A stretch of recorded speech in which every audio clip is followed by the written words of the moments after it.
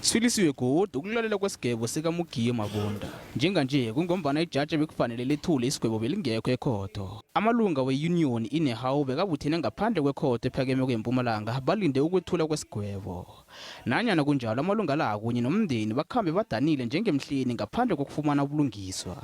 I'm disappointed because this happened for the second time, and we thought this time around they should have informed us.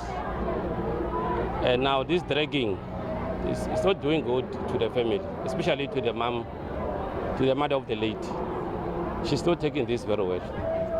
And it's not only her, even ourselves as a family, we feel the case is taking long unnecessarily.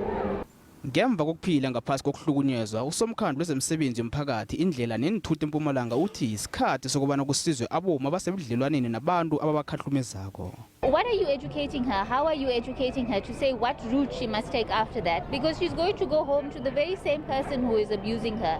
And that's why you end up with women, the high level of women who are dead. Instead, I think we need to capacitate them.